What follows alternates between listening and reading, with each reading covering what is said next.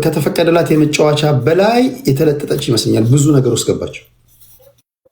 አሁን ነዳጅ ምናምን 8 ሚሊዮን ምናምን ዝም ብላ ከኋላ ኪስ የምታወጣው በምግብ ቤት በሬስቶራንቶች ደረጃ ላይ ምናምን ኮንሱም የሚደረግ ነገር ነው። እሱ አይደለም ኛ ይላል። በስንት ጊዜያችን ተገናኘን። ዘረገፍካቸው ጀለሶችን ክርክር ተከራከርን። የምሰማውን ሰማሁኝ ምናምን ህዝብ ሰማ አደመጠ።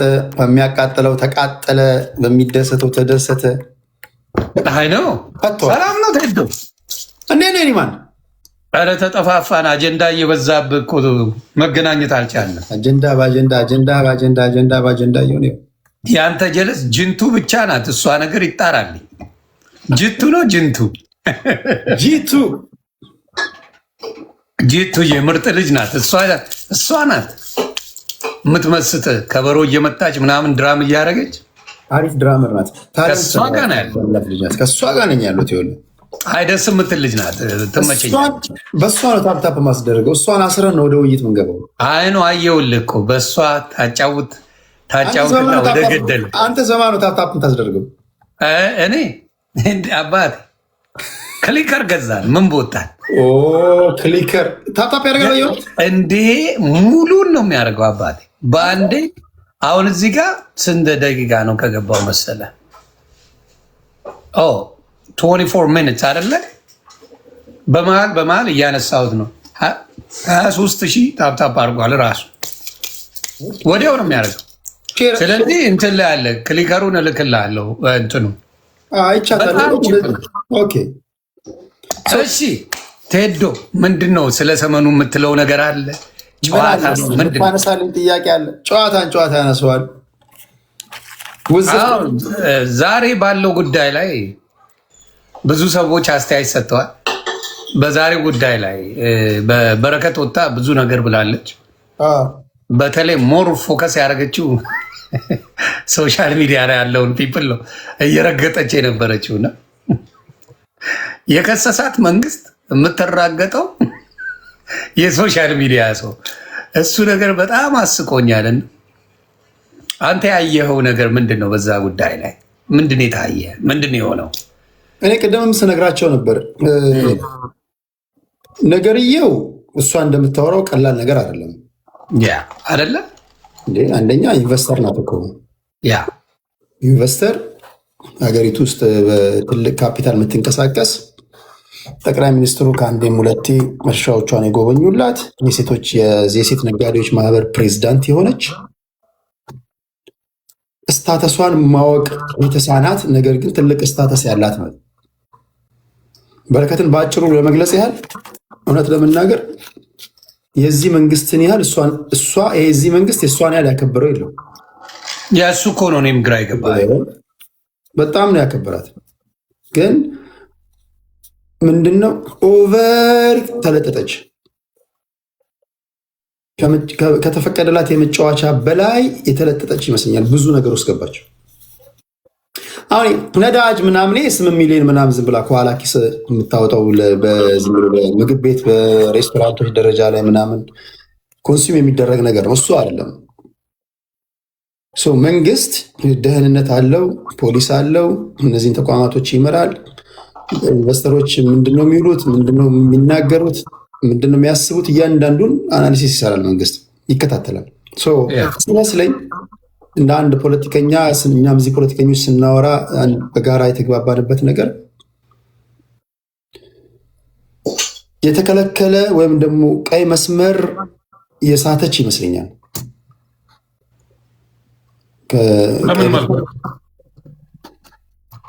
ለምሳሌ አሁን እሷ በህጋዊ መንገድ ፍቃድ አላት። ፍቃድ አለኝ ነው የምትለው፣ ግምት ነው የምነግርህ።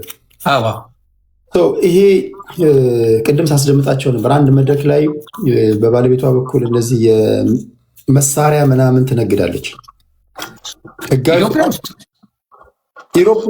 ኢሮፕ ውስጥ ላይሰንስ አለው ትላለች እሷ። እንግዲህ ይሄ ላይሰንስ መሳሪያ፣ ድሮን፣ ሞርታር ምናምን የምትሸጥበት ነው። ኢትዮጵያ ውስጥ ነው እሷ የምትሸጠው ወይ? ኢትዮጵያ ውስጥ እነዚህ ሪቤል ፎርሶችን አናማክርም ነው የምትለው። ግን የምናማክረው አፍሪካ ውስጥ ያሉ እነዚህ ህጋዊ መንግስቶችን እናማክራለን። ያው እንሸጣለን ስትል እነሱም ነው እንዴ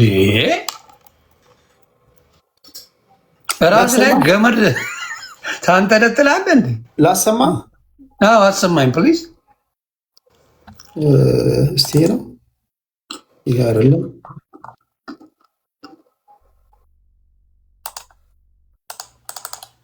ኦኬ ስማው ውስጥ ማለት ነው እና ብዙ ሀገራት ሞዛምቢክ፣ ኬንያ፣ ዩጋንዳ፣ ቻይና ከዛ ደግሞ ኑሯችንን ደብሊን አደረግን። ደብሊን ስንኖር ኒው ብሪጅ ነው ስንኖር የነበረው ደብሊን ውስጥ ማለት ኒው ብሪጅ የሚባል አካባቢ ነው እና እዛ ስኖር ባለቤቴን አግብቼ ከሄድኩኝ በኋላ የኤቨን ኩባንያ 50% ባለሼር ሆንኩኝ። የግሌብሬባን የሚባል ኩባንያ ደግሞ 35% ባለሼር ወርኩኝ። በጣም ትልቅ ተርኖቨር ያላቸው ድርጅቶች ናቸው። የሴኩሪቲ ካምፓኒ እና ፕሮፐርቲ ማኔጅመንት ላይ ነው የሚሰራው። ፕሮፐርቲዎችን ይሰራል። በነገራችን ላይ ፍቃድ ያለን ፍቃድ ድሮኖችን፣ ሞርታሮችን ድረስ እስከ መሸጥ ድረስ በአውሮፓ ላይ ፍቃድ ያለን ማለት ነው። ድርጅታችን የዛ አውሮፓ ላይ ያለው ድርጅት ማንኛውንም ይሄ ተቃዋሚ ፓርቲ ሬብልስ የሚባሉትን አማጺ የሚባሉትን በፍጹም አያማክርም። የሚያማክረው እንደ መንግስት የተቋቋሙ አካላትን ብቻ ያማክራል እና አንዱ ድርጅት ይህንን ነው የሚሰራው፣ አንዱ ደግሞ ማንኛውንም ሴኩሪቲ ፕሮቫይድ ያደርጋል ማለት ነው። አሁን አንተ መንግስት ብትሆን እኔ እኮ የሚያጨበጭቡ ተዋቸው፣ የኛው ጉዶች ተዋቸው። የኛ ህዝብ እኮ አጋንንት እየተጫወተብህ ነው ሲባል ያጨበጭባል። አሜን ነው የሚለው። አሜን ይላል።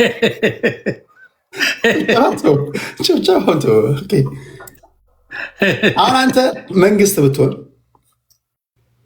አገር ላይ እያንዳንዱ ነገር ሪፖርት ይመጣልሃል።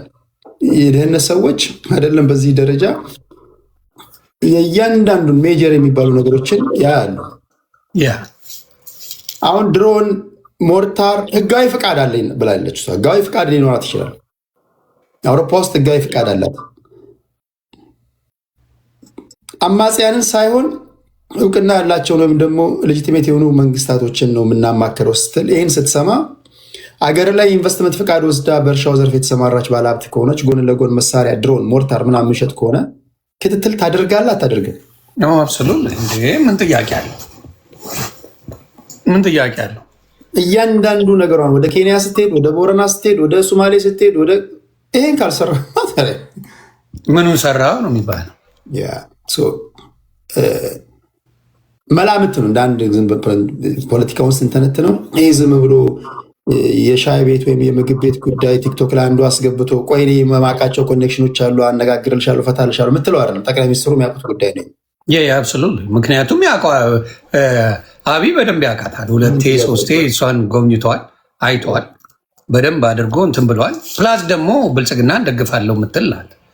ብልጽግና በጣም አድርጌ የምደግፍ ነኝ የማግዝ ነኝ ካለች ያንን ሁላ ከሆነች በኋላ ጥያቄ ከቀረበ እንዳለው ቴዲ ከገደቡ ያለፈ አይነት ከህግ ያፈነገጠ ነገሮች ላይ በጣም ኢንቮልቭ አድርጋለች ማለት ነው።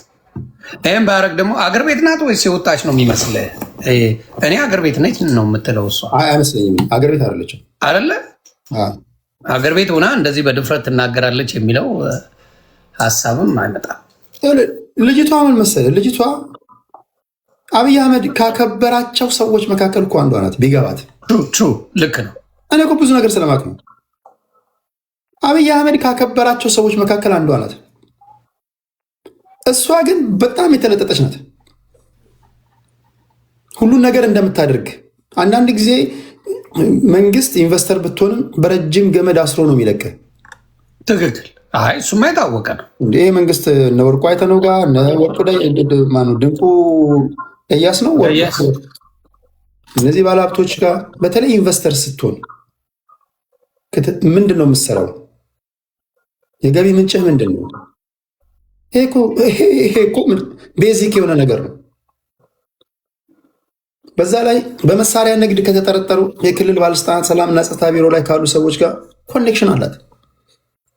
የምትጽፋቸው ጽሁፎች ገባ የሰላምና ደህንነት ውስጥ ምናምን ያሉ ሰዎች አሁን በሙስና የተያዙ በህገወጥ የመሳሪያ ዝውውር ተጠርጥረው የታሰሩ አሉ። እነሱ ጋር ያላት ኮኔክሽን ምናምን አለ። እኛ ማናቃቸው ግን መላምት የተለያዩ ቫሪያብሎችን ገጣጥሜ ስነግርህ የነዳጅ ጉዳይ አይደለም። የነዳጅ ጉዳይ የነዳጅ አይመስለኝ በዛን ያህልም ተጋኖ የነዳጁ ይወራል ብዬ አላስብኩም። ግን 8 ሚሊዮን ብር ከሆነ ለእሷ እንዳልኩ ብዙ ነገር ኢትዮጵያ ላይ በአሲያን ኢንቨስት ያደረገች ሰው 8 ሚሊዮን ብር ብላ አትጨቃጨቅም ባይ ነኝ። 8 ሚሊዮን ብር እኮ ሙሰማ ሻይ ቤት እኮ አለው ካፒታል ሚሰራ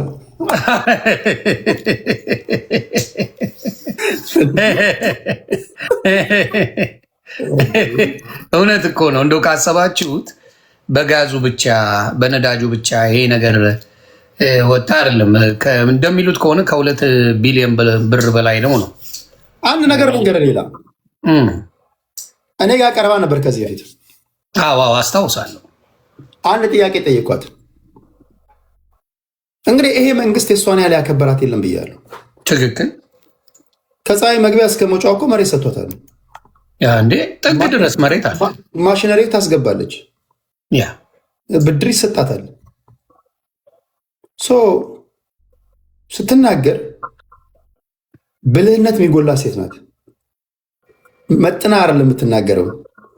እንደዚህ ሁሉ ነገር ያመቻቸልህ መንግስት በየሚዲያው የመንግስት ባህሪያቶች ነው እንድታወድሶ ይፈልጋል አይደል? እንደ መንግስት ኦፍኮርስ እንደ ከታገዘ ለምንድን ነው የማያርፉት? አልበቃል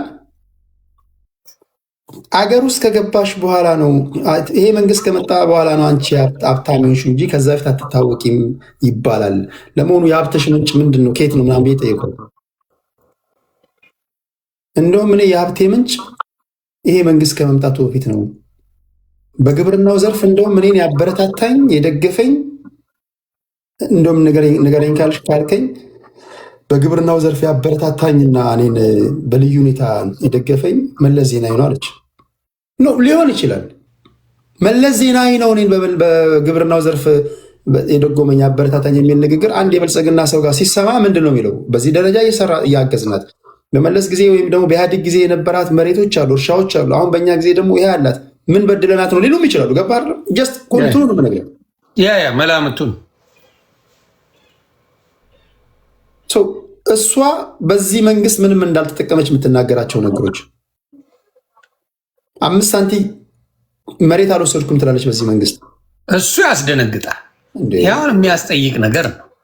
እንደው ምናልባት አብይም ሞቶ ሊያፈነዳ ይችላል። እኔ እንደዛ ነው ብለው አንዳንዴ ሲያናዱት ጓ የሚለው ነገር አለ በመሀል ካየር ወጥቶ ጓ ሊል ይችላል እና ማስረጃውን አምጡልኝ ብሎ አገር አለም አለው ላሉ ሰዎች በሚገባ ሀገር ላይ በቂ ነገር ያመቻቻሉ። በተወሰነ መልኩ እነሱን እስካልተጋፉ ድረስ ፖለቲካቸውን ሰፖርት እስካደርጉ ድረስ ብዙዎቹን ያግዛሉ። ሰማይና ምድር ያልፋሉ እንጂ አንተ ጥሩ ኢንቨስተር ሆነ የትኛውም ከአብይ በላይ ሆኖ የትኛውም ቢሮክራሲ አብይ እያወቀ ስራህን ሊያስተጓጉል አይችልም። ትክክል። እንደ እቺ ትልቅ ኢንቨስተር ናት። ሰው እንደውም ሲመስለኝ እኔ በራሱ በጠቅላይ ሚኒስትሩ ሪፖርት ቀርቦለት ወደ እነ ሰዎች በጣም አምኖበት ኢንቨስቲጌት መደረግ አለባት ተብሎ ከላይ የመጣ ትእዛዝ ነው። ዝም ብሎማ እንደ ተራ ሰው የምትታይም አይደለችም ኢትዮጵያ ውስጥ በጭራሽ የምትታይ። ነገሯ የምትመቸኝን ልንገርህ፣ ብዙ ጊዜ ማያስጠይቅም በሳል ንግግሮች ነው የምትናገረው። እቺ ደግሞ እድሜሽንም ያሳብቃል ብዬ አስባለሁ። እኔ ወደ ውስጥ በስዬ ነው